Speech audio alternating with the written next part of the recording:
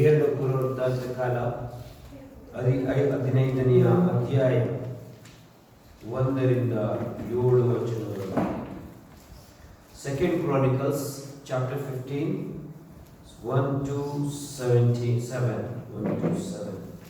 ಆಗ ಒಬೇದನ ಮಗನಾದ ಅಜರ್ಯನ ಮೇಲೆ ದೇವರ ಆತ್ಮವು ಬಂದದರಿಂದ ಅವನು ಆಸನನ್ನು ಎದುರುಗೊಳ್ಳುವುದಕ್ಕೆ ಹೋಗಿ ಅವನಿಗೆ, ಆಸನೆ, ಎಲ್ಲ ಯೆಹೂದ ಬೆನ್ಯಾಮೀನ್ ಕುಲಗಳವರೇ, ಕಿವಿಗೊಡಿರಿ.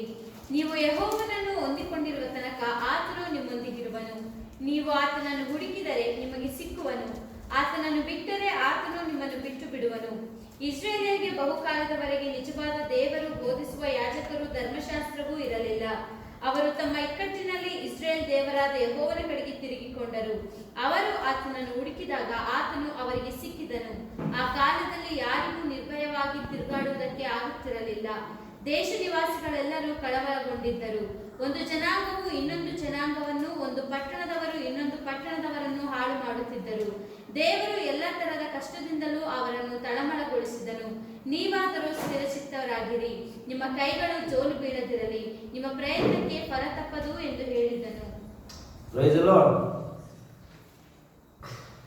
15ನೇ ಅಧ್ಯಾಯ 1ರಿಂದ 7 ನೋಡಿದ್ರೆ 4 ದೇವರ ನಿಯಮಗಳನ್ನ ನಾವು ಕಾಣ್ತೇವೆ. ಮತ್ತು 4 ಈ ವಾಕ್ಯದ ಆಧಾರದ ಮೇಲೆ ದೇವರು ಹೊಂದಿರುವಂತ 4 ನಿಯಮಗಳನ್ನ ನಾವು ಧ್ಯಾನಿಸಲಿಕ್ಕೆ ಹೋಗ್ತೇವೆ. ದೇವರಾತ್ಮನು ಪ್ರವಾದಿಯ ಮೇಲೆ ಬಂದಾಗ ಪ್ರವಾದಿ ಇಸ್ರಾಯೇಲರಿಗೆ ನುಡಿದಂತ ಒಂದು ಸಂದೇಶ ಇದಾಗಿದೆ. ಅವನ ಮೊದಲನೆಯ ಸಂದೇಶ ಏನಂದ್ರೆ, ಎಲ್ಲಾ ಯೆಹೂದ ಬೆನ್ಯಾಮೀನ್ ಕುಲದವರೇ ಕಿವಿಗೊಡ್ರಿ. ನೀವು ಯೆಹೋವನನ್ನ ಹೊಂದಿಕೊಂಡಿರುವ ತನಕ ಆತನು ನಿಮ್ಮೊಂದಿಗಿರುವನು. ನೀವು ಆತನನ್ನು ಹುಡುಕಿದರೆ ನಿಮಗೆ ಸಿಕ್ಕುವನು. ಆತನನ್ನು ಬಿಟ್ಟರೆ ಆತನು ನಿಮ್ಮನ್ನು ಬಿಟ್ಟು ಬಿಡುವನು. ಇದು ಸರ್ವಶಕ್ತನಾದ ದೇವರ ನಿಯಮ. ಪ್ರತಿ ಮನುಷ್ಯರಿಗೂ ದೇವರು ಒಂದೊಂದು ದೇಶಕ್ಕೆ, ಒಬ್ಬೊಬ್ಬ ವ್ಯಕ್ತಿಗೆ ಅಥವಾ ಒಂದೊಂದು ಕುಟುಂಬಕ್ಕೆ ಒಂದೊಂದು ನಿಯಮನ ಹೊಂದಿಲ್ಲ. ಅಥವಾ ಒಂದೊಂದು ಸಿಚುವೇಶನ್ಗೆ, ಒಂದೊಂದು ಸಂದರ್ಭಕ್ಕೆ ಆತನಿಗೆ ಒಂದೊಂದು ನಿಯಮ ಇಲ್ಲ. ದೇವರ ನಿಯಮ ಯಾವಾಗಲೂ ಶಾಶ್ವತವಾದದ್ದು. ದೇವರ ನಿಯಮ ಯಾವಾಗಲೂ ಎಲ್ಲಾ ಜನರಿಗೂ ಒಂದೇ ಆಗಿರುತ್ತದೆ. ದೇವರಾತ್ಮನು ಪ್ರವಾದಿಯ ಮೇಲೆ ಬಂದಾಗ ಪ್ರವಾದಿ ಬಹಳ ಸ್ಪಷ್ಟವಾಗಿ ಎಲ್ಲಾ ಯೆಹೂದ ರಾಜ್ಯಕ್ಕೆ, ನಮಗೆ ಗೊತ್ತು ಯೆಹೂದ ರಾಜ್ಯದಲ್ಲಿ ಇದ್ದಂತ ಕುಲಗಳು 2. Praise the lord, hallelujah. ಇಸ್ರಾಯೇಲರ ರಾಜ್ಯ, ಇಸ್ರಾಯೇಲರಿಗೆ ಇದ್ದಂಥದ್ದು 10 ಕುಲ. ಯೆಹೂದ ರಾಜ್ಯ ಅಥವಾ ಯೆಹೂದ ರಾಜ್ಯಕ್ಕೆ ಇದ್ದಂಥ 2 ಕುಲ, ಒಂದು ಯೆಹೂದದ ಕುಲ, ಇನ್ನೊಂದು ಬೆಂಜಮಿನ್ ಕುಲ. ಸೊ ಈ ಯೆಹೂದ ಬೆಂಜಮಿನ್ ಈ 2 ಕುಲಗಳಿಗೂ ಒಂದಾಗಿ ಅವನು ಹೇಳ್ತಾನೆ, ಇಸ್ರಾಯೇಲರೇ, ಒಂದನ್ನ ನೀವು ಅರ್ಥ ಮಾಡಿಕೊಳ್ಳ್ರಿ. ಎಲ್ಲಿಯವರೆಗೆ ನೀವು ದೇವರನ್ನ ಹೊಂದಿಕೊಂಡು ಜೀವಿಸ್ತಿರೋ ಅಲ್ಲಿಯವರೆಗೆ ದೇವರು ನಿಮ್ಮ ಸಂಗಡ ಇರ್ತಾನೆ. ಎಲ್ಲಿಯವರೆಗೆ ದೇವರನ್ನ ನೀವು ಹುಡುಕ್ತಿರೋ ದೇವರು ನಿಮಗೆ ಸಿಗ್ತಾನೆ. Praise the lord, hallelujah. ಇದು ಯಾವಾಗಲೂ ದೇವರ ನಿಯಮ. ಯಾವಾಗಲೂ ಎಲ್ಲಾ ಸಮಯಗಳಲ್ಲಿ, ಆದಿ ಕಾಂಡದಿಂದ ಪ್ರಕಟಣೆಯ ಗ್ರಂಥದವರೆಗೆ ಎಲ್ಲಾ ಜನಗಳ ಇತಿಹಾಸವನ್ನು ನಾವು ಅಭ್ಯಾಸ ಮಾಡಿದ್ರು ನಮಗೆ ಸಿಗೋದು ಇದು ಒಂದೇ ನಿಯಮ. ಯಾವ ವ್ಯಕ್ತಿ ದೇವರನ್ನ ಆತುಕೊಂಡು ಜೀವಿಸ್ತಾನೋ ಆ ವ್ಯಕ್ತಿಯ ಸಂಗಡ ದೇವರಿತ್ತು. ಯಾವ ವ್ಯಕ್ತಿ ದೇವರನ್ನ ಹುಡುಕಿದನು ಆ ವ್ಯಕ್ತಿಗೆ ದೇವರು ಸಿಗ್ತಾನೆ. Praise the lord, hallelujah. ಯಾರು ದೇವರನ್ನ ಬಿಟ್ಟರು ಅವರನ್ನ ದೇವರು ಬಿಟ್ಟು ಬಿಡ್ತಾನೆ. ಅವರೆಷ್ಟೇ ನೀತಿವಂತರಾಗಿರಲಿ, ಅವರೆಷ್ಟೇ ಉತ್ತಮವಾರಾಗಿರಲಿ, ಅವರೆಷ್ಟೇ ದೇವರಿಗಾಗಿ ಕಾರ್ಯ ಮಾಡಿರಲಿ. ದೊಡ್ಡ ಎಕ್ಸಾಂಪಲ್ ಸೊಲೊಮನ್. 1 ಪೂರ್ವವೃತ್ತಾಂತ ಕಾಲ 28ನೇ ಅಧ್ಯಾಯ 8ನೇ ವಚನದಿಂದ ಓದ್ಕೊಂಡು ಹೋದ್ರೆ ದಾವೀದನು ಅಲ್ಲಿ ಸೊಲೊಮನನಿಗೆ ಒಂದು ಇನ್ಸ್ಟ್ರಕ್ಷನ್, ಸೊಲೊಮನನಿಗೆ ಒಂದು ಮಾರ್ಗದರ್ಶನವನ್ನು ಉಪದೇಶ ಮಾಡೋದನ್ನು ನಾವು ನೋಡ್ತೇವೆ.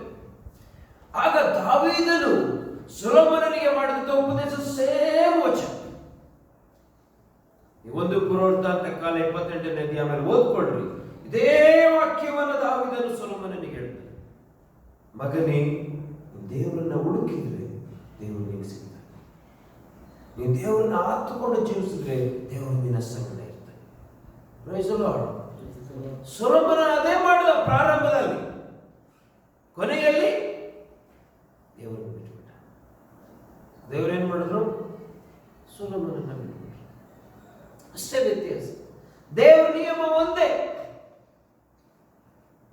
ಯೆರೆಮೀಯನ ಗ್ರಂಥ 29ನೇ ಅಧ್ಯಾಯವನ್ನು ನೀವು ಓದ್ಕೊಂಡ್ರೆ ಇಸ್ರಾಯೇಲರಿಗೆ ಯೆರೆಮೀಯನ ಮೂಲಕ ದೇವರು ಮಾತಾಡಿಸೋದು ಅದೇ ವಚನ. ದೇವರನ್ನ ಹುಡುಕಿದ್ರೆ ದೇವರು ನಿಮಗೆ ಸಿಗ್ತಾನೆ. ಯೆಶಾಯನ ಗ್ರಂಥ 55ನೇ ಓದ್ಕೊಂಡ್ರೆ ಅದೇ ವಚನ. ದೇವರನ್ನ ನೀವು ಹುಡುಕಿದ್ರೆ ದೇವರು ನಿಮಗೆ ಸಿಗ್ತಾನೆ. ದೇವರು ನೀವು ಆತ್ಕೊಂಡು ಜೀವಿಸಿದ್ರೆ ದೇವರು ನಿಮ್ಮ ಸಂಗಡ ಇರ್ತಾನೆ. ನೀವು ದೇವರನ್ನ ಹುಡುಕಿಲ್ಲ ಅಂದ್ರೆ ದೇವರು ನಿಮಗೆ ಸಿಗೋದಿಲ್ಲ. ದೇವರನ್ನು ನೀವು ಆತ್ಕೊಂಡು ಜೀವಿಸಲಿಲ್ಲ ಅಂತಂದ್ರೆ ದೇವರು ನಿಮ್ಮ ಸಂಗಡ ಇರೋದಿಲ್ಲ. Praise the Lord. ಇದು ದೇವರ ಶಾಶ್ವತವಾದಂತ ನಿಯಮ.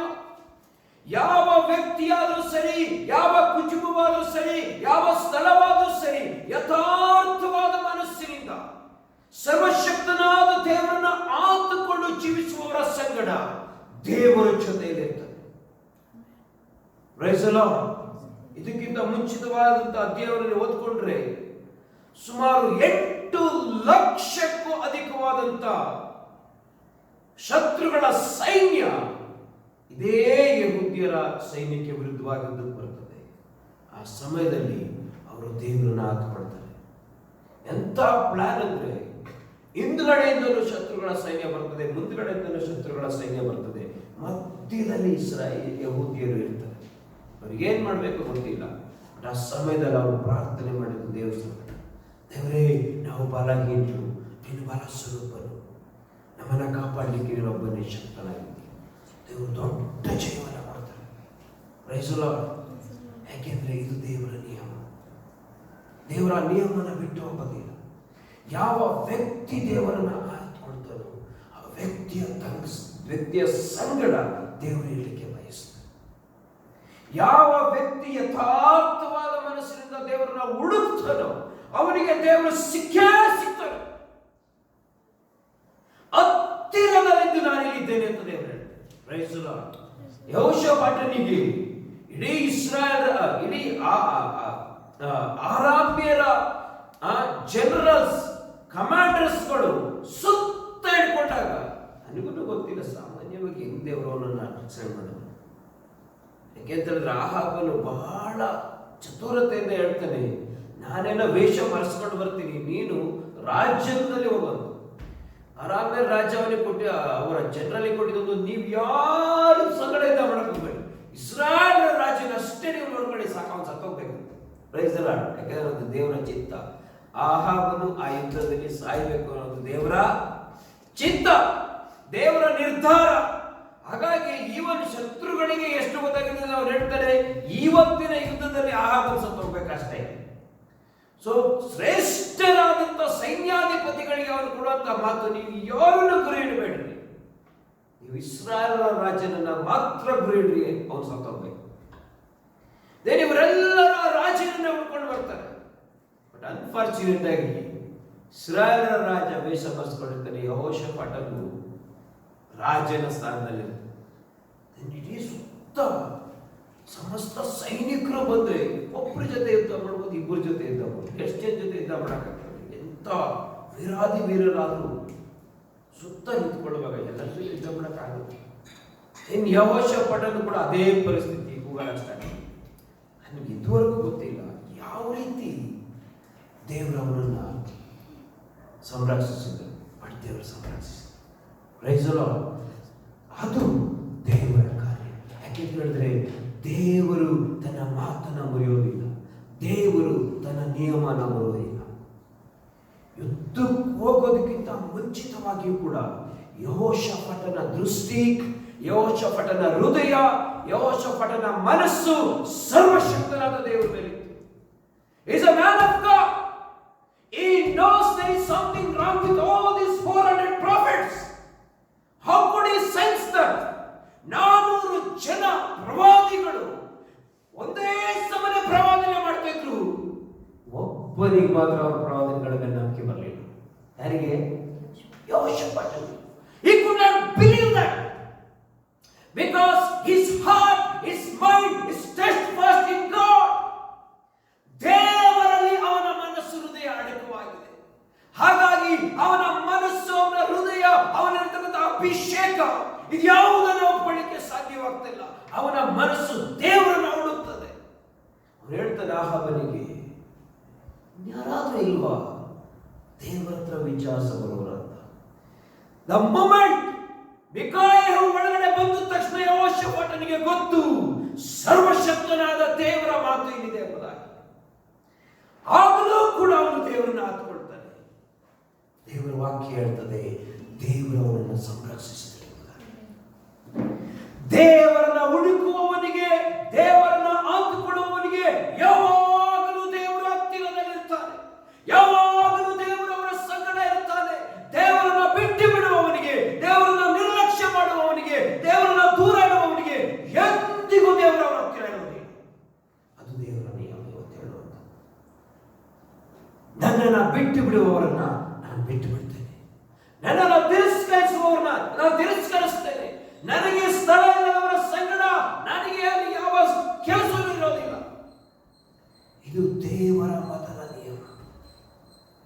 ಯಾವ ವ್ಯಕ್ತಿ ಆಗಿರ್ಬೋದು, ಅರಸರಾಗ್ಬೋದು, ಶ್ರೀಮಂತರಾಗ್ಬೋದು, ಬಡವರಾಗ್ಬೋದು, ವಿದ್ಯಾವಂತರಾಗ್ಬೋದು, ಯಾರು ಬೇಕಾದ್ರೂ ಆಗ್ಬೋದು, ದೇವರ ನಿಯಮ ಪ್ರತಿಯೊಬ್ಬರಿಗೆ ಒಂದೇ.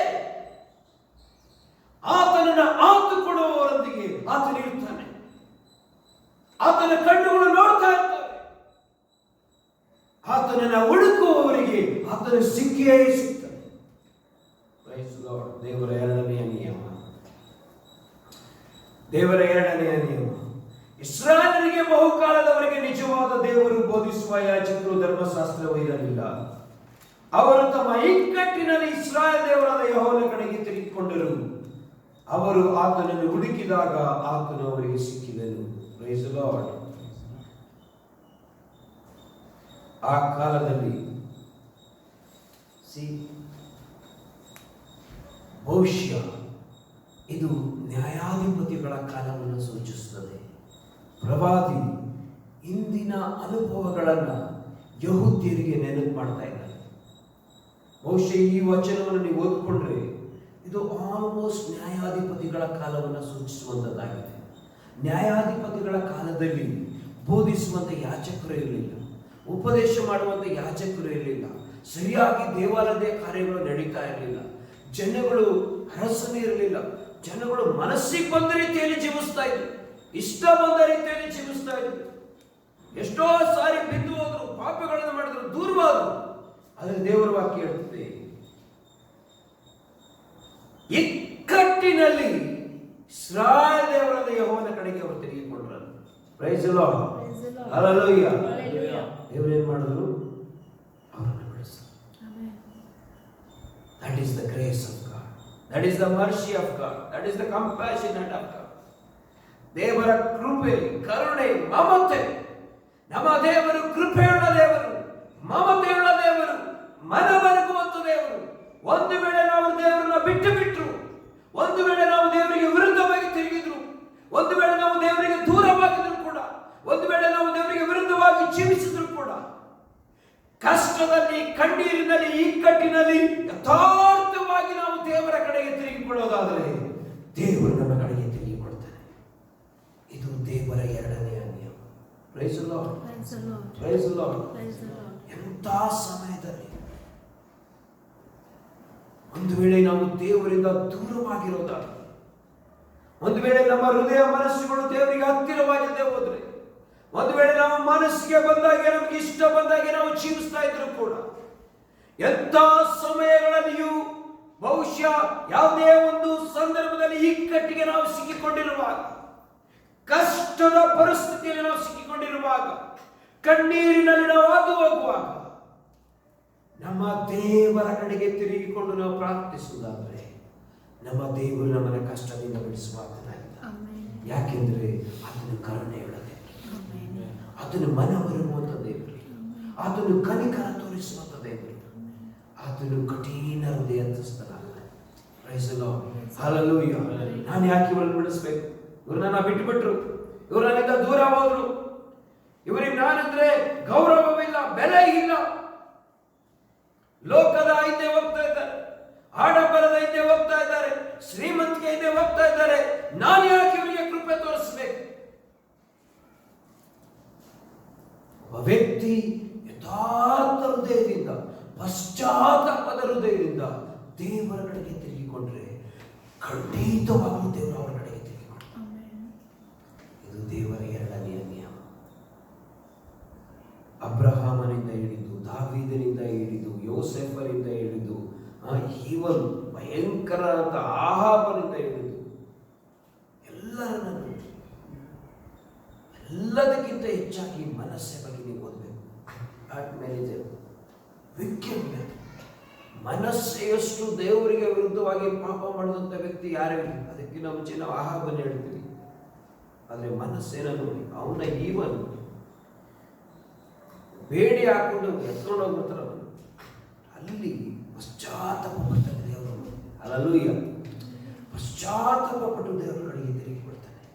ದೇವರನ್ನು ಬಿಡುಗಡೆ ಕೊಡ್ತಾನೆ, ವಾಪಸ್ ಕರ್ಕೊಂಡು ಬರ್ತಾರೆ, ಮತ್ತೆ ಅವರಿಗೆ ಅರಸತನ ಕೊಡ್ತಾರೆ. ಆಮೇಲೆ ಅವರು ರಿಫಾರ್ಮೇಶನ್ ಸ್ಟಾರ್ಟ್ ಮಾಡ್ತಾರೆ. ಅರಸನಾದ ಮನಸ್ಸೆ 52 ವರ್ಷ, the longest period the king that was ruled in Israel was Manasseh. ಯಾಕೆಂದ್ರೆ ಅವನ ಮೊದಲನೇ ಸ್ಥಿತಿಗಿಂತ ಅಂತ್ಯ ಸ್ಥಿತಿ ಉತ್ತಮವಾಗಿದೆ. Praise the lord. ಯಾಕೆಂದ್ರೆ ಅಷ್ಟು ಭಯಂಕರವಾದ ಪಾಪಗಳನ್ನು ಅವನು ಮಾಡಿದ್ರು ಕೂಡ ಕಠಿಣಕರವಾದ ಪರಿಸ್ಥಿತಿಯಲ್ಲಿರುವಾಗ ಅವನು ದೇವರ ಕಡೆ ತಿರುಗಿಬಿಡ್ತಾನೆ. ಅಲ್ಲಿ ಪ್ರಾರ್ಥನೆ ಮಾಡ್ತಾನೆ, ಅಲ್ಲಿ ಗೋಳಾಡ್ತಾನೆ. ದೇವರು ಎಷ್ಟು ಪ್ರೀತಿ ಸ್ವರೂಪನಾಗಿ ದೇವರ ಪ್ರಾರ್ಥನೆಯನ್ನು ಕೇಳ್ತಾರೆ, ದೇವರನ್ನು ಬಿಡುಗಡೆ ಕೊಡ್ತಾರೆ, ದೇವರನ್ನು ವಾಪಸ್ ಕರ್ಕೊಂಡು ಬರ್ತಾರೆ. ಯಾಕೆಂದ್ರೆ ಅದು ದೇವರ ನಿಯಮ. ಯಾವುದೇ ಒಬ್ಬ ವ್ಯಕ್ತಿ ಅವರ ಎಷ್ಟೇ ದೇವರಿಂದ ದೂರವಾಗಿದ್ರು ಕೂಡ ಕಷ್ಟ ಕಾಲದಲ್ಲಿ, ಕಣ್ಣೀರಿನ ಕಾಲದಲ್ಲಿ, ಸಮಸ್ಯೆ ಕಾಲದಲ್ಲಿ ದೇವರ ಕಡೆಗೆ ತಿರುಗಿಕೊಳ್ಳೋದಾದ್ರೆ ದೇವರ ಕಡೆ ತಿರುಗಿಕೊಳ್ತಾರೆ. ಯಾಕೆಂದರೆ ನಮ್ಮ ದೇವರು ಪ್ರೀತಿ ಸ್ವರೂಪನಾದ ದೇವರು, ಮನಮರೆಯುವಂತ ದೇವರು. ನಾವು my third principle is very important. ಇದು ನನ್ನ ಪ್ರಮುಖ ಮೆಸೇಜ್ ಆಕ್ಚುಲಿ ಇವತ್ತು. ಮೂರನೇ ವಿಷಯ, ಮೂರನೆಯ ನಿಯಮ. ಆ ಕಾಲದಲ್ಲಿ ಯಾರಿಗೂ ನಿರ್ಭಯವಾಗಿ ತಿರುಗಾಡುವುದಕ್ಕೆ ಆಗುತ್ತಿರಲಿಲ್ಲ. ದೇಶ ನಿವಾಸಿಗಳೆಲ್ಲರೂ ಕಳವಳಗೊಂಡಿದ್ದರು. ಒಂದು ಜನಾಂಗವು ಇನ್ನೊಂದು ಜನಾಂಗವನ್ನು, ಒಂದು ಪಟ್ಟಣದವರು ಇನ್ನೊಂದು ಪಟ್ಟಣದವರನ್ನು ಹಾಳು ಮಾಡುತ್ತಿದ್ದರು. ದೇವರು ಎಲ್ಲಾ ತರದ ಕಷ್ಟದಿಂದಲೂ ಅವರನ್ನು ತಳಮಳಗೊಳಿಸಿದನು. Somebody read that last sentence in English. ದೇವರು ಎಲ್ಲಾ ತರದ ಕಷ್ಟದಿಂದಲೂ ಅವರನ್ನು ತಳಮಳಗೊಳಿಸಿದನು. Anybody has English Bible? Because God was troubling them with every kind of distress. Memorize this word. Because God was troubling them Every with kind of with distress. every kinds of distress. ಯಾರನ್ನ? It is not talking about just Israel. It is talking about the whole world. ಆ ಕಾಲದಲ್ಲಿ ಯಾವ ಜನರು ನಿರ್ಭಯವಾಗಿ ಜೀವಿಸ್ತಾ ಇರಲಿಲ್ವಂತೆ, ಯಾವ ಜನರು ಸಮಾಧಾನದಲ್ಲಿ, ಭಯವಿಲ್ಲದೆ, ಶಾಂತಿಯಲ್ಲಿ, ಸಂತೋಷದಲ್ಲಿ, ಉತ್ಸಾಹದಲ್ಲಿ ಜೀವಿಸ್ತಾ ಇರಲಿಲ್ಲ. ಕಾರಣ ದೇವರು ಎಲ್ಲಾ ತರದ all kinds, the Bible says, all kinds of distress. Exactly, we are in the present situation. Is there any nation today who is living peacefully? ಈ ದಿನಗಳಲ್ಲಿ ಯಾವ ದೇಶವಾದರೂ ನಿರ್ಭಯವಿಲ್ಲದೆ, ತಳಮಳವಿಲ್ಲದೆ, ಕಳವಳವಿಲ್ಲದೆ, ಭಯವಿಲ್ಲದೆ, praise the Lord, super peaceful, nice, enjoyment, party, dinner, food, enjoy, tour, go, trip here and there. Not a single nation is there, because God is moving. Hallelujah. Amen. Hallelujah. ದೇವರು ಚಲಿಸ್ತಾ ಇದ್ದಾರೆ.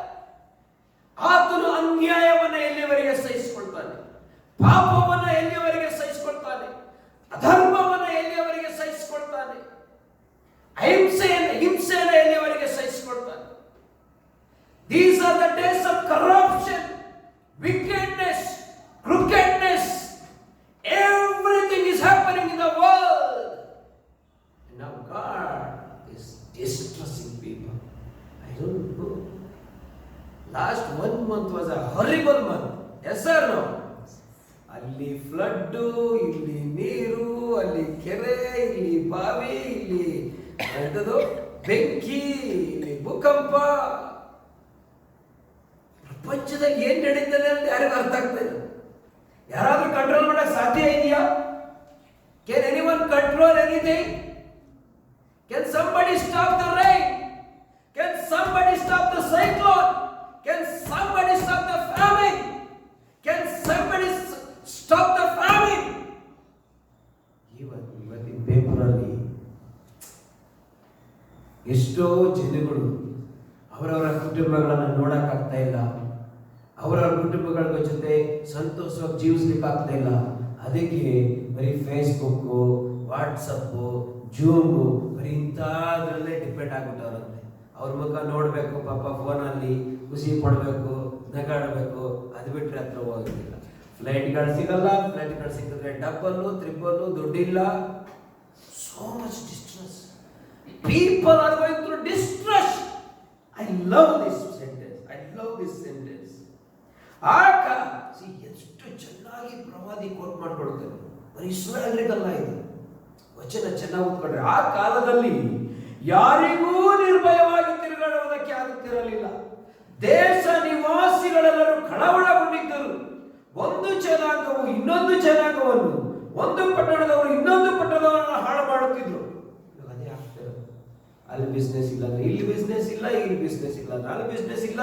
ಇವ್ರು ಯುದ್ಧ ಮಾಡಕ್ ಹೋದ್ರೆ ಅಲ್ಲಿ ಯುದ್ಧ, ಅಲ್ಲಿ ಯುದ್ಧ ಮಾಡಕ್ ಹೋದ್ರೆ ಇಲ್ಲಿ ಯುದ್ಧ. ಇಲ್ಲಿ ಇವರು ಜಾಸ್ತಿ ಮಾಡಿದ್ರೆ ಅವ್ರು ಜಾಸ್ತಿ ಮಾಡ್ತಾರೆ, ಅವ್ರು ಜಾಸ್ತಿ ಮಾಡಿದ್ರೆ ಇವ್ರು ಜಾಸ್ತಿ ಮಾಡ್ತಾರೆ. ನೀವು ಇಂಟರ್ನ್ಯಾಷನಲ್ ನ್ಯೂಸ್ಗಳನ್ನ ಓದಬೇಕು, ಬಹಳ ಚೆನ್ನಾಗಿ ಅರ್ಥ ಆಗುತ್ತೆ. ಓಕೆ, ನಾನು ಪಾಕಿಸ್ತಾನ ಪರ ನಾನು ನಿಂತ್ಕೊಳ್ತೀನಿ ಅಂತ ಒಬ್ರು ಹೋದ್ರೆ ನಾನು ಅದಕ್ಕೆ ವಿರುದ್ಧವಾಗಿ ನಿಂತ್ಕೊಳ್ತೀನಿ. ಇನ್ನೊಬ್ರು UN ಜೊತೆ ಮತ್ತೊಬ್ರು, UN ಅಪೋಸ್ ಮಾಡೋರು ಮತ್ತೊಬ್ರು. ನಿಮಗೆ ಗೊತ್ತಿದೆಯಾ, ಇದೆಲ್ಲ ದೇಶಗಳು ಒಂದೇ ಒಂದು ಇಶ್ಯೂಯಿಂದ ಆಕ್ಚುಲಿ ನೆಕ್ಸ್ಟ್ ಒಲಿಂಪಿಕ್ ಚೈನಾದಲ್ಲಿ ನಡೀಬೇಕು. ಎಷ್ಟೋ ಜನಗಳಿಗೆ ಅದನ್ನು ಕ್ಯಾನ್ಸಲ್ ಮಾಡಕ್ಕೆ ನಿಂತ್ಕೊಂಡಿದ್ದಾರೆ. ಸೊ ಇಂಟರ್ನ್ಯಾಷನಲ್ ನ್ಯೂಸ್ಗಳನ್ನ ಓದ್ಬಿಟ್ರೆ ಎಕ್ಸಾಕ್ಟ್ ಸಿಚುವೇಶನ್, ಯಾವ ವ್ಯತ್ಯಾಸ. ದೇವರು ಎಲ್ಲಾ ತರದ ಕಷ್ಟದಿಂದಲೂ ಅವರನ್ನು ತಳಮಳಗೊಳಿಸಿದನು. ಯಾರು ಮಾಡಿದ ಕೆಲಸ? ಯಾರು ಮಾಡಿದ್ದು? God, the owner of the creation. ಜಗತ್ತನ್ನು ಸೃಷ್ಟಿಸಿ ಜಗತ್ತನ್ನು ನಡೆಸುತ್ತಿರುವಂತ, ಜಗತ್ತಿಗೆ ಅಧಿಪತಿಯಾದಂತ, ಜಗತ್ತನ್ನ ತನ್ನ ಇಚ್ಛಾನುಸಾರವಾಗಿ ನಡೆಸುವಂತ ದೇವರೇ ಕಾರ್ಯವನ್ನು ಮಾಡ್ತಾ ಇದ್ದಾನೆ. ಅದನ್ನ ತಡೆಯೋದಿಕ್ಕೆ ಯಾವ ಶಕ್ತಿಗೂ ಆಗೋದಿಲ್ಲ. ಮಳೆ ಬಂದು ಕಷ್ಟ ಕೊಡ್ತದೋ, ಭೂಕಂಪ ಬಂದು ಕಷ್ಟ ಕೊಡ್ತದೋ, ಕೊರೋನಾ ಬಂದು ಕಷ್ಟ ಕೊಡ್ತದೋ, ಒಮಿಕ್ರಾನ್ ಬಂದು ಕಷ್ಟ ಕೊಡ್ತದೋ, ಡೆಲ್ಟಾ ಬಂದು ಕಷ್ಟ ಕೊಡ್ತದೋ, ಬಿಕಾಸ್ ಗಾಡ್ ಪ್ರೊವಿಡೆಡ್ ಇಟ್. ದೇವರು ಅನುಮತಿ ಕೊಡುವಾಗ ಮನುಷ್ಯ ಏನ್ ಮಾಡ್ಲಿಕ್ಕೆ ಸಾಧ್ಯ? ಯಾವ ದೇಶಗಳವರಾದ್ರೂ ಏನ್ ಮಾಡಕ್ ಸಾಧ್ಯ? ಎಷ್ಟು ಹಣವಿದ್ರು ಏನ್ ಮಾಡ್ಲಿಕ್ಕೆ ಸಾಧ್ಯ? ಎಷ್ಟು ಬುದ್ಧಿವಂತಿಕೆ ಇದ್ರು ಏನ್ ಮಾಡ್ಲಿಕ್ಕೆ ಸಾಧ್ಯ? ಎಷ್ಟು ತಾಂತ್ರಿಕತೆ, ನೈತಿಕತೆ ಇದ್ರೆ ಏನ್ ಮಾಡ್ಲಿಕ್ಕೆ ಸಾಧ್ಯ? Nobody can fight with God. ದೇವರಿಗೆ ವಿರುದ್ಧವಾಗಿ ಯಾರಿಗೆ ಯಾವುದರಿಂದ ಯುದ್ಧ ಮಾಡ್ಲಿಕ್ಕೆ ಆಗ್ತದೆ? ಸಾಧ್ಯವೇ ಇಲ್ಲ. ಇವತ್ತಿನ ಪರಿಸ್ಥಿತಿ, ಪ್ರಪಂಚದ ಪರಿಸ್ಥಿತಿ ಇದೇ ಪರಿಸ್ಥಿತಿ ಆಗಿದೆ. ದೇವರಾತ್ಮನು ಬಹಳ ಸ್ಪಷ್ಟವಾಗಿ ಮಾತಾಡ್ತಾ ಇದ್ದಾನೆ. ಯಹೂದ ಕುಲದವರೇ, ಬೆಂಜಮಿನ್ ಕುಲದವರೇ, ಈ ಸತ್ಯವನ್ನು ನೀವು ಅರ್ಥ ಮಾಡ್ಕೊಳ್ಳಿ. ದೇವರ ಮೊದಲ ನಿಯಮ, ಆತನನ್ನು ಆತುಕೊಂಡ್ರೆ, ಆತನನ್ನು ಹುಡುಕಿದ್ರೆ ಅವ್ರಿಗೆ ಸಿಗ್ತಾನೆ. ದೇವರ ಎರಡನೇ ನಿಯಮ, ಕಷ್ಟದಲ್ಲಿ, ಕಣ್ಣೀರಿನಲ್ಲಿ ನಿಜವಾದ ಪಶ್ಚಾತ್ತಾಪದಿಂದ ಆತನಿಗೆ ಕೂಗಿಕೊಂಡ್ರೆ ಆತನು ಬಿಡಿಸ್ತಾನೆ. ಮೂರನೇ ವಿಷಯ, ಸಾಧ್ಯವಿಲ್ಲ. ದೇವರು ಯಾವ ರೀತಿ ಹೇಗೆ ಬೇಕಾದ್ರೂ ಯಾರನ್ನು ಬೇಕಾದ್ರೂ ಹೊಡಿಬಹುದು. ಅದನ್ನ ನಿಲ್ಲಿಸಲಿಕ್ಕೆ ಯಾರಿಗೂ ಸಾಮರ್ಥ್ಯ ಇಲ್ಲ. ಹಲ್ಲೆಲೂಯಾ. ಯಾರನ್ನು ಬೇಕಾದ್ರೂ ಸಾಯಿಸಬಹುದು, ಯಾರನ್ನು ಬೇಕಾದ್ರೂ ಬದುಕಿಸಬಹುದು, ಯಾರನ್ನು ಬೇಕಾದ್ರೂ ಕೆಳಗಡೆ ತರಬಹುದು, ಯಾರನ್ನು ಬೇಕಾದ್ರೂ ಮೇಲೆ ಎತ್ತಬಹುದು. ಅದು ದೇವರ ಕಾರ್ಯ. ಆ ನಿಯಮವನ್ನು ಬದಲಾಯಿಸಲಿಕ್ಕೆ ಮನುಷ್ಯನಿಗೆ ಅಸಾಧ್ಯ, ಸಾಧ್ಯ ಇಲ್ಲ.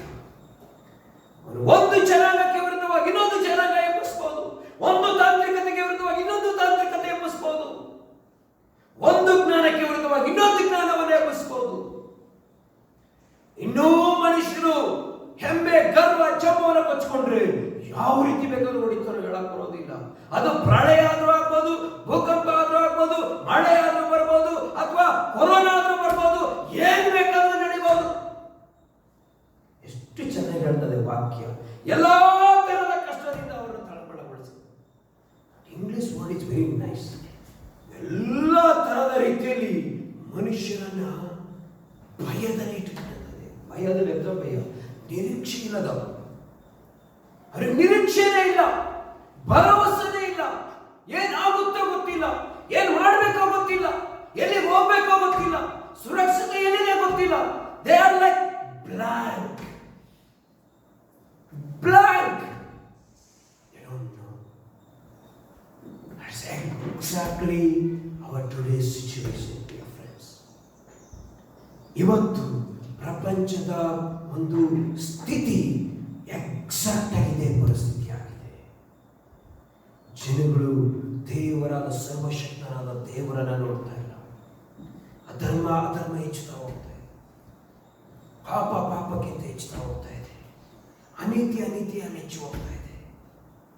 ಜನಗಳು ಭ್ರಷ್ಟರಾಗಿದ್ದಾರೆ, ಅಹಂಕಾರಿಗಳಾಗಿದ್ದಾರೆ, ಮೆರೀತಾ ಇದ್ದಾರೆ. ದೇವರ ಅಹಂಕಾರವನ್ನು ಸಹಿಸೋದಿಲ್ಲ, ಗರ್ವ, ಜಂಬ, ಕಠಿಣತನವನ್ನು ಸಹಿಸೋದಿಲ್ಲ. ಗರ್ವಿಗಳನ್ನ, ಕಠಿಣ ಹೃದಯವನ್ನು ಎದುರಿಸುವಷ್ಟು ರೀತಿಯ ದೇವರನ್ನ ಯಾರು ಎದುರಿಸೋದಿಲ್ಲ. ನಾವು ತುಂಬಾ ಕೇರ್ಫುಲ್ ಆಗಿರಬೇಕು. ನಮ್ಮ ಹೃದಯವನ್ನು ಪರೀಕ್ಷೆ ಮಾಡ್ಕೊಳ್ಬೇಕು. ಒಂದ್ಸರಿ ನಾವು ಗರ್ವದಿಂದ ಮಾತಾಡ್ತಾ ಇದ್ದೀವೋ, ಅಹಂಬಿನಿಂದ ಮಾತಾಡ್ತಾ ಇದ್ದೀವೋ, ಅಥವಾ ದೀನತೆಯಿಂದ ಮಾತಾಡ್ತಾ ಇದ್ದೀವೋ. I am very careful. ಇವತ್ತು ಲೋಕ ನಾವೇ ಎಲ್ಲ ಮಾಡ್ತೀವಿ ಅಂತ ಇಷ್ಟ ಬಂದ ರೀತಿಯಲ್ಲಿ ಜೀವಿಸಲಿಕ್ಕೆ ಪ್ರಯತ್ನಿಸ್ತಾ ಇದೆ. ದೇವರಿಗೆ ಎಲ್ಲರನ್ನೂ ತಳಮಳಗೊಳಿಸ್ತಾ ಇದೆ. ಹಲ್ಲೆಲೂಯಾ. ಅದಕ್ಕೆ ಕಳೆದ 1 ತಿಂಗಳೇ ಸಾಕ್ಷಿ. ಎಲ್ಲ ಜನಾಂಗಗಳು ಇಂಟರ್ನ್ಯಾಷನಲ್ ನ್ಯೂಸ್ಗಳನ್ನ ಓದಿದ್ರೆ ನಾನು ಹೇಳುವಂಥ ವಿಷಯಗಳು ಅರ್ಥ ಆಗ್ತವೆ ನಿಮಗೆ. ಒಂದು ದೇಶಕ್ಕೆ ಇದು ಸೀಮಿತವಾಗಿಲ್ಲ, ಒಂದು ಸ್ಥಳಕ್ಕೆ ಇದು ಸೀಮಿತವಾಗಿಲ್ಲ, ಅಥವಾ ಬರೀ ಕೊರೋನಾಕ್ಕೆ ಸೀಮಿತವಾಗಿಲ್ಲ. ನೀವು ಅದನ್ನು ತಪ್ಪಾಗಿ ಅರ್ಥ ಮಾಡ್ಕೋಬೇಕು. ದೇವರು ಇವತ್ತು ಲೋಕಕ್ಕೆ ಕಳಿಸ್ಕೊಡ್ತಿರೋ ವಿಷಯ ಬರೀ ಕೊರೋನಾ ಸೀಮಿತವಾಗಿ ನೋ. ಲಾಸ್ಟ್ 1 ತಿಂಗಳಲ್ಲಿ ಒಂದು ನೋಡಿ, ಬೆಂಕಿ ಬಿದ್ದು ಜನ ಸಾಯ್ತಾ ಇದ್ದಾರೆ, ಬಿಲ್ಡಿಂಗ್ಗಳು ಬಿದ್ದು ಜನ ಸತ್ತೋಗ್ತಾ ಇದ್ದಾರೆ, ಡಿಪ್ರೆಷನ್ ಆಗಿ ಜನ ಸತ್ತೋಗ್ತಾ ಇದ್ದಾರೆ. ಡಿಪ್ರೆಷನ್ ಅಂದ್ರೆ ಏನು? ನಿರಾಸೆ, ಬೇಸರ, ಉತ್ಸಾಹ ಇಲ್ಲದೆ ಇರುವಂಥದ್ದು. ಊಟ ಮಾಡಕ್ಕೂ ಉತ್ಸಾಹ ಇಲ್ಲ, ಹೋಗಕ್ಕೂ ಹೊರಗಡೆ ಹೋಗಕ್ಕೂ ಉತ್ಸಾಹ ಇಲ್ಲ, ಮಾತಾಡಕ್ಕೂ ಉತ್ಸಾಹ ಇಲ್ಲ. ಅಯ್ಯೋ ಸತ್ತೋಗ್ಬಿಡೋಣ. ಡಿಪ್ರೆಷನ್ ಎಂತೆಂಥವು ಲೋಕದೊಳಗಡೆ ನಡೀತಾ ಇದೆ. ಯೌವನಸ್ಥರು, ಚಿಕ್ಕವರು, ದೊಡ್ಡವರು, ವಯಸ್ಸಾದವರು ಯಾರನ್ನೂ ಕೇಳ್ತಾ ಇಲ್ಲ. ಅದು ಈ ದಿನಗಳ ಪರಿಸ್ಥಿತಿ. ದೇವರಾತ್ಮನು ಮಾತಾಡ್ತಾ ಇದ್ದಾನೆ. ಎಲ್ಲಿವರೆಗೆ ಅಧರ್ಮ ಎಲ್ಲಿ ಹೆಚ್ಚಾಗ್ತದೋ, ದೇವ್ರನ್ನ ಬಿಟ್ಟು ಬಿಟ್ಟಿದ್ದಾರೆ. ದೇವರ ವಿರುದ್ಧವಾಗಿ ತಿಳ್ಕೊಂಡಿದ್ದಾರೆ ಜನ. ದೇವರ ನಿಯಮಗಳಿಗೆ ವಿರುದ್ಧವಾಗಿದ್ದಾರೆ, ದೇವರ ಕಾರ್ಯಗಳಿಗೆ ವಿರುದ್ಧವಾಗಿದ್ದಾರೆ. ದೇವರನ್ನ ಹುಡುಕೋರೇ ಇಲ್ಲ, ದೇವರ ಬಳಿಗೆ ಮಾತಾಡೋರೇ ಇಲ್ಲ, ಪ್ರಾರ್ಥಿಸುವವರಿಲ್ಲ. ಅಪ್ಪ, ಕ್ರೈಸ್ತರು ಇವತ್ತು ಎಲ್ಲವನ್ನು ಇಟ್ಕೊಂಡಿದ್ದಾರೆ. ಪ್ರೇಯರ್ ಮಾಡೋರು ಎಷ್ಟು ಜನ ಇದ್ದಾರೆ ನನಗೆ ಗೊತ್ತಿಲ್ಲ. Price lord.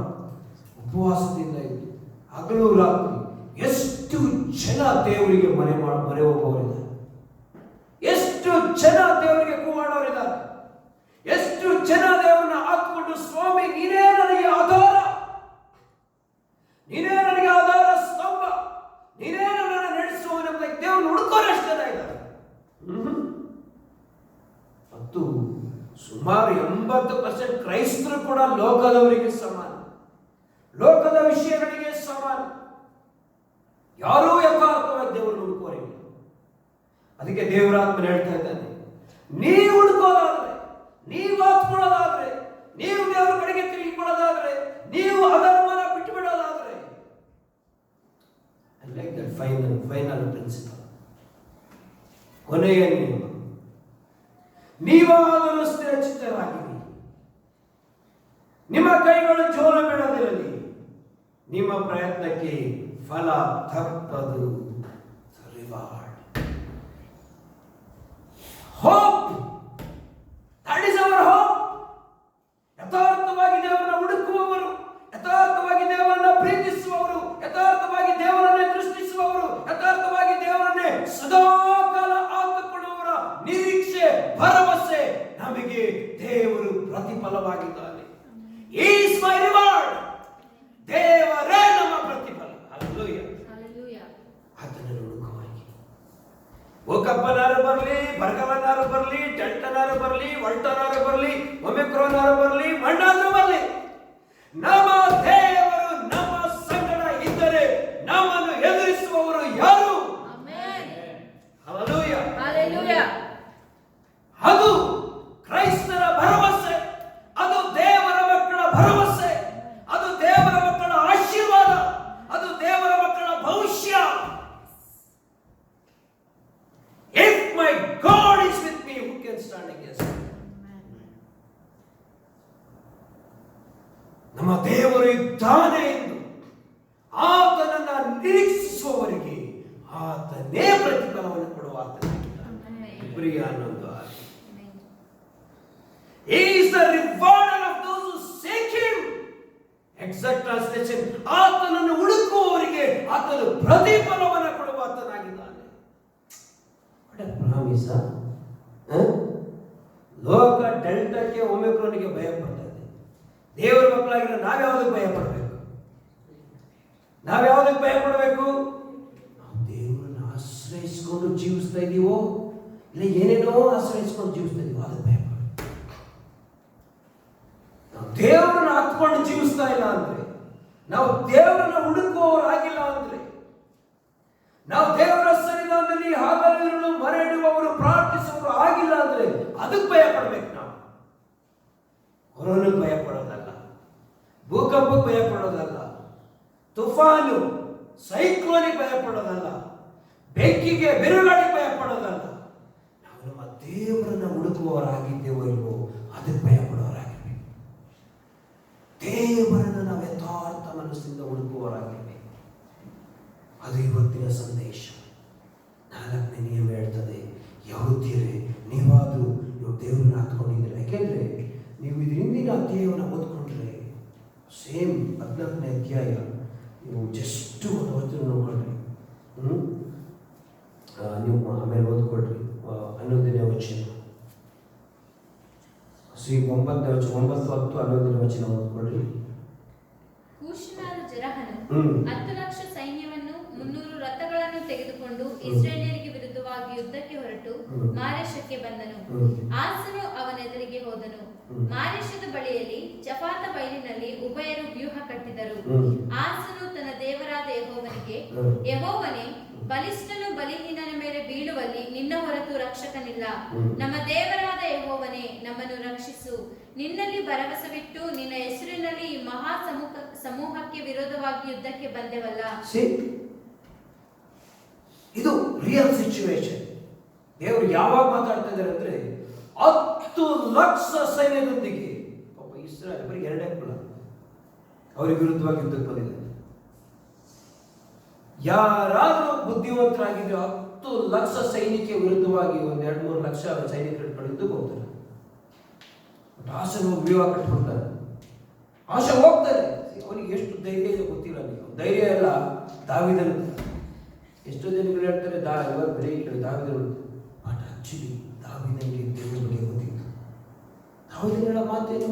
ಹೇ ಗೊಲ್ಯಾತ್, ನೀನೇನೋ ಬರ್ಜಿ ಕತ್ತಿಯಿಂದ ಬರ್ತಿದ್ದೀನಿ, ನಾನು ಯಾರಿಂದ ಬರ್ತಿದ್ದೀನಿ ಗೊತ್ತಾ? ನನ್ನ ದೇವರ ಹೆಸರು. ಚಿಕ್ಕ ಹುಡುಗ, but he knows God of Israel. ಇಸ್ರಾಯೇಲರ ದೇವರು ದಾವೀದನಿಗೆ ಗೊತ್ತು. ಇಸ್ರಾಯೇಲರ ದೇವರ ಹೆಸರಿನಲ್ಲಿ ಅವನು ಹೋಗ್ತಾನೆ. That is important. ಆಸನ ವಿವಾಹ ಕಟ್ತಾನೆ 10 ಲಕ್ಷ ಸೈನ್ಯದ ಮುಂದೆ. ದೇವರ ಮುಂದೆ ಹೇಳ್ತಾನೆ, ಬಲಹೀನರಾದ ನಾವು ಇಂಥ ಬಲ ಸ್ವರೂಪವಾದ ಬಂದಿರುವಾಗ ನಮಗೆ ರಕ್ಷಕನು ನಿನ್ನ ಹೊರತು ಯಾರೂ ಇಲ್ಲ. ರಕ್ಷಿಸು. Then God will give them victory. Praise the Lord. Hallelujah. 10 lakh ಸೈನಿಕ ವಿರುದ್ಧ ಜಯ ಕೊಡ್ತಾರೆ ದೇವರು. Then God speaks this message. ನೀವು ದೇವರನ್ನು ಹತ್ಕೊಂಡಿದ್ದೀರಾ, ನಿಮಗೆ ದೇವರಲ್ಲಿ ಭರವಸೆ ಇದೆ, ನಿಮ್ಮ ನಿರೀಕ್ಷೆ, ಭರವಸೆ, ಉತ್ಸಾಹ ಎಲ್ಲವೂ ನಿಮ್ಮ ದೇವರಾಗಿದ್ದಾನೆ. ಇದೇ ರೀತಿ ನೀವು ಇರೋದಾದರೆ ದೇವರು ನಿಮ್ಮ ಪ್ರತಿಫಲವಾಗಿದ್ದಾನೆ.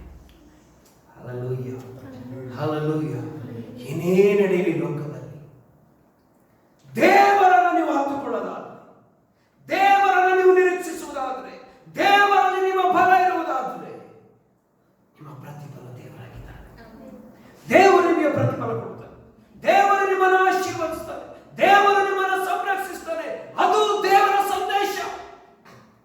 ಇವತ್ತು ಪ್ರಪಂಚ ತಳಮಳವಾಗಿದೆ, ಕಳವಳದಿಂದ ಜೀವಿಸ್ತಾ ಇದೆ, ಭಯದಿಂದ ಜೀವಿಸ್ತಾ ಇದೆ, ಯೋಗದಿಂದ ಜೀವಿಸ್ತಾ ಇದೆ. ಮರಣಗಳಲ್ಲಿ ಮರಣ, ಮರಣ, ಮರಣ, ಮರಣ, ಸಾವನ್ನೇ ಈ ಲೋಕ ನೋಡ್ತಾ ಇದೆ. ಅದರ ಮಧ್ಯದಲ್ಲಿ ಕ್ರೈಸ್ತರ ದೊಡ್ಡ ನಿರೀಕ್ಷೆ, ಭರವಸೆ ನಮ್ಮ ದೇವರು. ಹಲ್ಲೆಲೂಯಾ. ಅಂತ ರಕ್ಷಕನನ್ನು ನಾವು ಆಶ್ರಯಿಸಿ ಜೀವಿಸಲಿಲ್ಲ ಅಂದರೆ ಇನ್ನೆಲ್ಲಿದೆ ನಮ್ಮ ನಿರೀಕ್ಷೆ? ಇನ್ನೆಲ್ಲಿದೆ ನಮ್ಮ ಭರವಸೆ?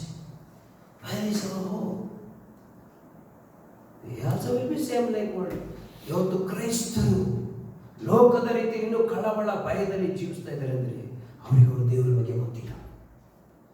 Hallelujah, hallelujah. ನಾವಿನ್ನೂ ಇಂಥ ಪರಿಸ್ಥಿತಿಯಲ್ಲಿ ಜೀವಿಸ್ತಾ ಇದ್ರೆ ನಮಗೆ ನಮ್ಮ ದೇವರ ಬಗ್ಗೆ ಗೊತ್ತಿಲ್ಲ, ಅಥವಾ ನಾವು ದೇವರನ್ನ ಹತ್ಕೊಂಡು ಜೀವಿಸುವರಲ್ಲ, ಅಥವಾ ನಾವು ದೇವರಿಗೆ ಮರೆ ಇಡುವಂಥ ವ್ಯಕ್ತಿಗಳಲ್ಲ. ಈಗ ಕ್ರೈಸ್ತರುಗಳು ಬರೀ ಎಂಥದ್ದು ಯಾವಾಗಲೂ ನಾನು ಡಿಸೈಡ್ ಮಾಡ್ತೀನಿ, ಒನ್ ಡೇ ಮೆಸೇಜ್ ಅಲ್ಲ, ಎವ್ರಿ ಡೇ ವಾಗ್ದಾನ, ಈ ದಿನದ ವಾಗ್ದಾನ, ಈ ತಿಂಗಳ ವಾಗ್ದಾನ, ಈ ವರ್ಷದ ವಾಗ್ದಾನ, ಇದನ್ನೇ ಹಾತ್ಕೊಂಡಿದ್ರೆ ನೀವು ಪ್ರಾರ್ಥನೆ ಮಾಡಂಗಿಲ್ಲ, ದೇವ್ರನ್ನ ಹತ್ಕೊಳ್ಳಂಗಿಲ್ಲ, ದೇವ್ರನ್ನ ಹುಡುಕೋಂಗಿಲ್ಲ. ಅದರಲ್ಲೇ ಜೀವಿಸಿದ್ರೆ ಎಲ್ಲರೂ ಕಳವಳದಲ್ಲೇ ಜೀವಿಸ್ತಾರೆ. ಶಾಶ್ವತವಾಗಿ ಕೀರ್ತನೆಗಾರ ಹೇಳ್ತಾನೆ, ಆತನನ್ನು ನನ್ನ ಎದುರಿಗೆ ಇಟ್ಕೊಂಡಿದ್ದೀನಿ. Praise the Lord. ಏನ್ ಹೇಳ್ತೇನೆ ಕೀರ್ತನೆಗಳನ್ನು? ನನ್ನ ದೇವರನ್ನ ನಾನು ಏನ್ ಮಾಡಿದ್ದೀನಿ? ನನ್ನ ಎದುರಿಗೆ ಇಟ್ಕೊಂಡಿದ್ದೀನಿ. ಯಾವ ಆ ರೀತಿಯಲ್ಲಿ ನಾವು ಇಟ್ಕೊಂಡು ಜೀವಿಸೋದಾದ್ರೆ ನಾವು ಕಳವಳದಲ್ಲಿ ಜೀವಿಸೋದಿಲ್ಲ. ಆತನನ್ನು ನಿರೀಕ್ಷಿಸುವವರ ಮುಖವು ಅಚ್ಚಗಿರುವುದಿಲ್ಲ. Price the lord. ಆತನನ್ನು ದೃಷ್ಟಿಸುವವರು ಪ್ರಕಾಶ. ಎಂತೆಂಥ ವಾಗ್ದಾನ! ದೇವರನ್ನು ಹುಡುಕುವವರಿಗೆ ದೇವರಿಟ್ಟಿರುವಂಥ ವಾಗ್ದಾನಗಳು 1, 2. ಆ ಸಂದೇಶವನ್ನು ಇಲ್ಲಿ ಪ್ರವಾದಿ ಕೊಡ್ತಾನೆ. ದೇವರಾತ್ಮನು ತಾನೇ ಇವರೊಂದಿಗೆ ಮಾತಾಡ್ತಾನೆ.